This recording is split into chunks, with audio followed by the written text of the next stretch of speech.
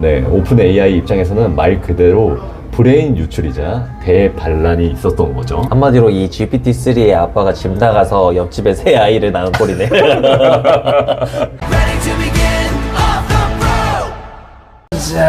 저희가 오늘도 퇴근 이후에 네. 이 오프 더 브로 비하인드 스토리를 들려드리려고 카메라를 켰습니다. 네, 지금 저희 야근을 한 지가 꽤 됐어요.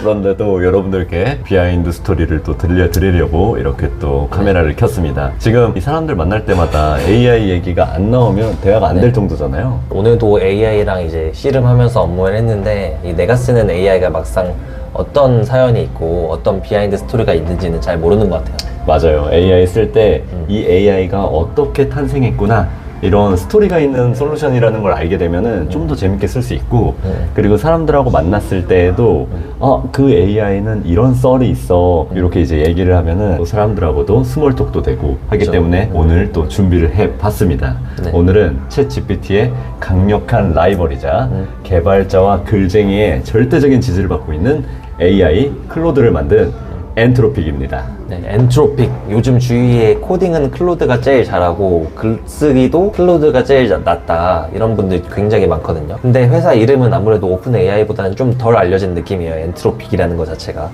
어떤 회사인가요? 그렇죠. 엔트로픽 자체는 조금 낯설 수 있어요. 그러면 하나씩 차근차근하게 알아가 보도록 해보죠. 카일님, 엔트로픽을 만든 사람들이 원래 오픈 AI의 핵심 멤버들이었다는 거 잘 알고 계시죠? 아, 그 챗 GPT 만들던 사람들이 다 나가서 차린 거라고 들었습니다. 맞아요. 워낙에 또 잘 아실 것 같아요. 이것도 그냥 멤버가 아니라 오픈 AI의 연구 부사장 VP가 다리오 아모데이라는 사람인데 이 인물이 주동자였습니다. 더 재밌는 건 그의 여동생이자 당시 오픈 AI의 안전 및 정책 담당 부사장이었던 다니엘라 아모데이 이렇게 두 명이 손을 잡고 나온 거예요. 이게 바로 아모데이 남매가 창업한 회사라고 볼 수가 있는 거죠. 와, 우리나라로 따지면 이게 가족 회사인데 이 정도로 커질 수가 있는 거군요. 네. 이 오픈 AI의 연구 부사장과 안전 부사장 핵심 중에 핵심 요직을 맡고 있었는데 왜 박차고 뛰쳐나온 건가요? 연봉도 엄청 많이 받았을 것 같은데.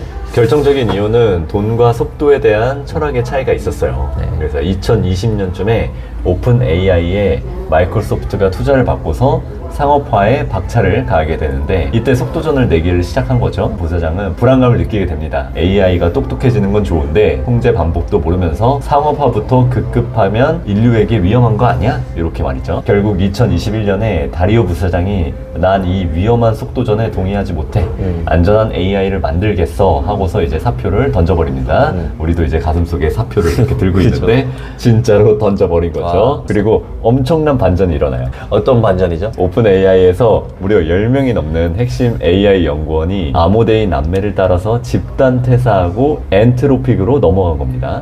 특히 당시 오픈 AI를 전 세계에 알린 GPT-3 논문의 제1저자 톰 브라운까지 엔트로픽으로 넘어갔어요. 네, 오픈 AI 입장에서는 말 그대로 브레인 유출이자 대반란이 있었던 거죠. 한마디로 이 GPT-3의 아빠가 집 나가서 옆집에 새 아이를 낳은 꼴이네. 그 새 아이가 이름이 클로드인 거고요. 구독자 여러분, 집 나가서 새 아이 낳으시면 안 됩니다. 근데 왜 하필 이름이 클로드죠? 정보 이론의 아버지라 불리던 미국의 천재수학자 클로드 셰넌의 이름을 따왔다는 설이 가장 유력합니다. 그리고 회사 이름인 엔트로픽은 인류, 인간을 뜻하는 엔트로포에서 왔거든요.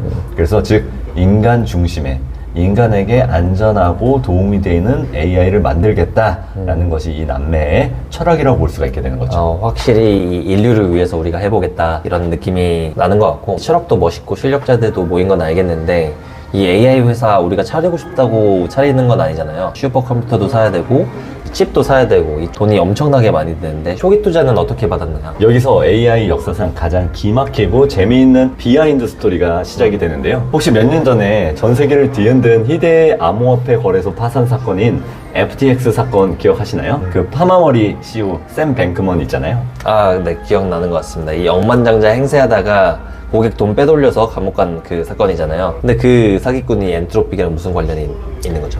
네, FTX가 파산하기 직전 샘 뱅크먼이 엔트로픽에 무려 5억 달러, 하나로 6,800억 원을 투자했습니다. 네. 당시 엔트로픽 지분의 8% 정도를 확보를 했어요. 8%면 상당한데 이 엔트로픽도 파산 사태에 휘말려 버린 거 아니에요?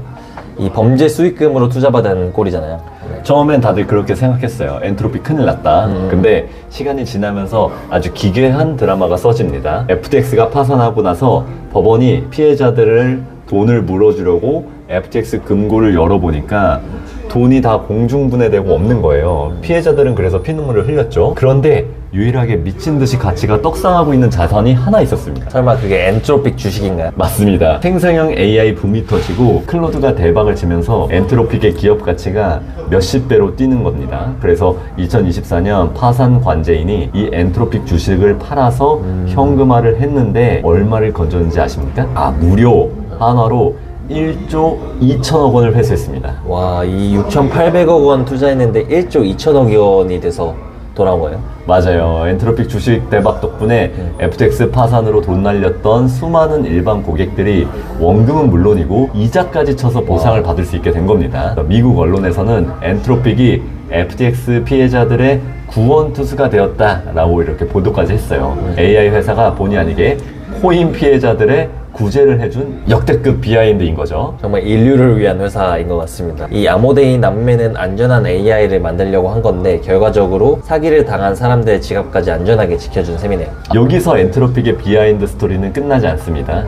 지금 전 세계 클라우드 시장을 꽉 잡고 있는 빅테크 기업들 간의 전쟁에서도 엔트로픽은 주인공입니다. 빅테크라고 하면은 흔히 MS, 아마존, 구글 같은 기업을 말씀하시는 거죠. 맞습니다. 마이크로소프트가 오픈 AI와 독점적인 동맹을 맺고 시장을 선점하니까 마음에 급해진 게 바로 클라우드 1위 AWS, 아마존이랑 검색 1위 구글이었습니다. 야, MS한테 밀리면 끝장이야. 오픈 AI 잡을 대학만 어디 없어. 이렇게 눈을 씻고 찾다가 발견한 게 바로 엔트로픽인 거예요. 이 오픈 AI의 라이벌이니까 이 아마존이랑 구글한테는 절대적으로 엔트로픽이 필요한 존재였겠네요. 정확합니다. 그래서 아마존이 엔트로픽에 얼마를 베팅했냐면 무료 한화로 5.5조 원을 퍼부었습니다. 구글도 질세라 2.7조 원 이상을 투자했고요. 네. 엔트로픽은 가만히 앉아서 약 8조 원을 투자받게 되는 것이죠. 이렇게 빅테크들의 러브콜을 받으면서 수조 원의 실탄을 확보한 킹메이커가 돼버렸습니다. 이제 조 단위가 정말 쉬워지는 것 같습니다. 이 아마존이랑 구글 양쪽에서 이 조 단위의 돈을 다 받으면서 자존심 강한 빅테크들이 스스로 줄을 서는 모습 굉장히 놀라운 것 같습니다. 맞습니다.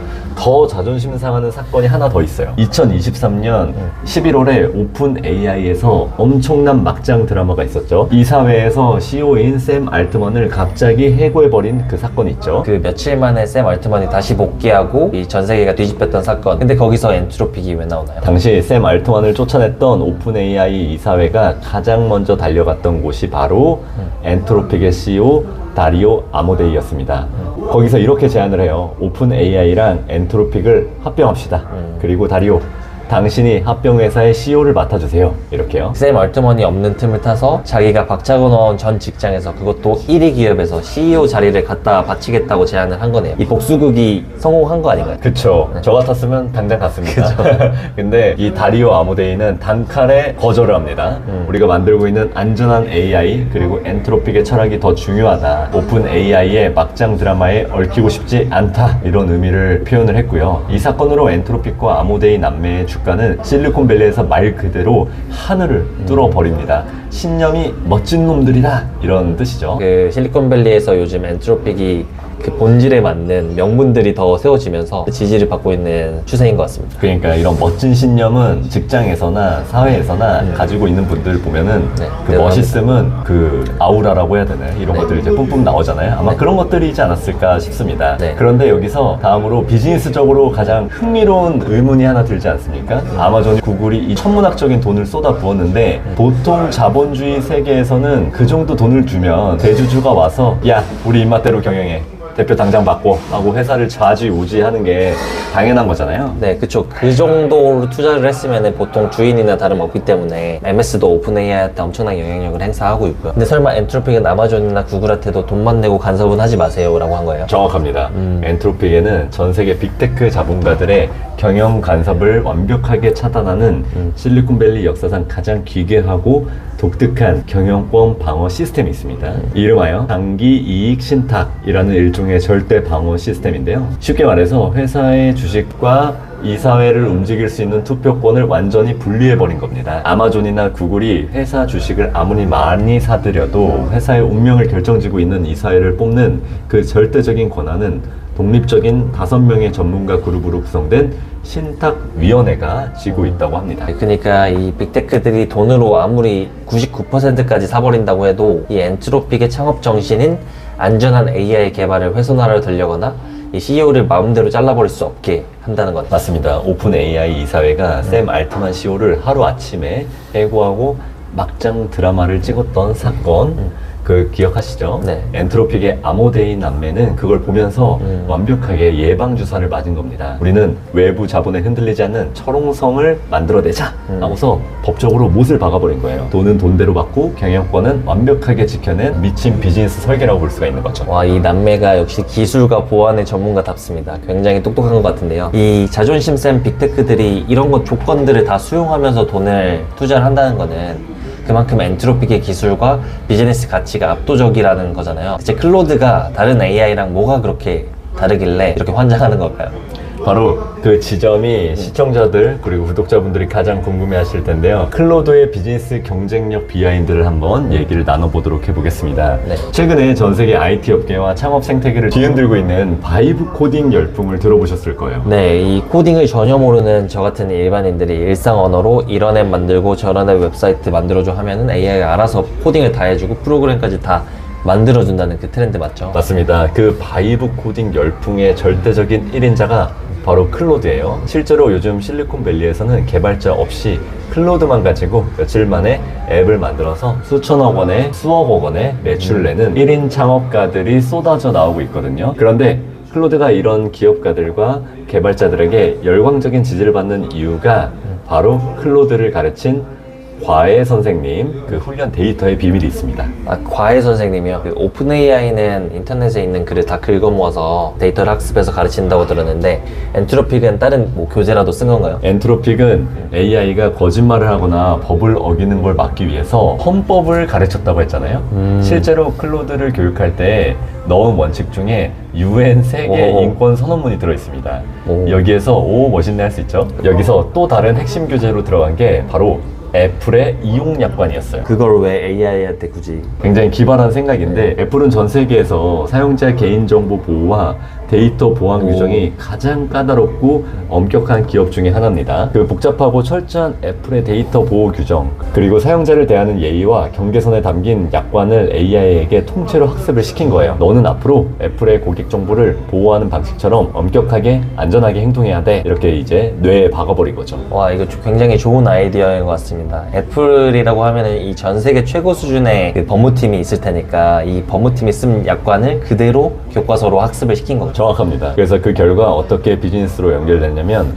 월가의 은행들, 글로벌 대기업들, 법무법인들이 보기에 다른 AI들과는 차원이 다를 정도로 거짓말도 안 하고 기밀 데이터 유출도 안 하고 굉장히 철두철미하고 똑똑해질 수가 있었던 거죠. 그래서 지금 미국 주요 기업들 B2B 기업용 AI 시장에서 엔트로픽의 클로드가 무서운 속도로 점유율을 집어삼키고 있는 거예요. 결국 안전과 애플 이용 약관이라는 이 괴짜 같은 아이디어로 시장을 장악하게 된 겁니다. 이 안전을 지키려고 만든 지배구조가 회사의 방패가 되고 이 애플 이용 약관이라고 하는 이 참신한 아이디어로 교육 학습을 시킨 게 이 최고의 기업용 세일즈 무기가 되었던 것 같습니다. 이 엔트로픽이 안전을 추구하면서까지 비즈니스를 잡을 수 있는 천재들인 것 같습니다. 엔트로픽 이야기를 계속 듣다 보니까 정말 매력적인 회사인 것 같은데요. 이 비즈니스적으로 보면은 결국 돈을 사실 잘 벌어야 되잖아요. 이 B2C 시장에서는 여전히 챗 GPT가 더 유명한 것 같은데 이 엔트로픽의 비즈니스 경쟁력은 어디에 있나요? 아주 좋은 질문인데요. 대중적인 인지도는 챗 GPT가 앞설지 몰라도 기업 시장, 그 B2B와 전문가 시장에서는 클로드의 인기가 심상치가 않아요. 삼성이나 LG, 현대 다니는 친구들도 클로드를 굉장히 많이들 쓰고 있어요. 특히 클로드 3.5 같은 모델은 코딩 능력이나 문맥을 이해하고 자연스럽게 글을 쓰는 능력이 경쟁사 대비 굉장히 압도적인 평가를 받고 있다고 해서 개발자들의 신이라고 불릴 정도라고 합니다. 맞아요. 제 주변에 있는 개발자들도 다 코딩 짤 때는 챗 GPT보다는 이 클로드 코드 쓴다고 하더라고요. 맞아요. 그리고 기업이 엔트로픽을 좋아하는 가장 큰 이유가 바로 안전성과 신뢰성이죠.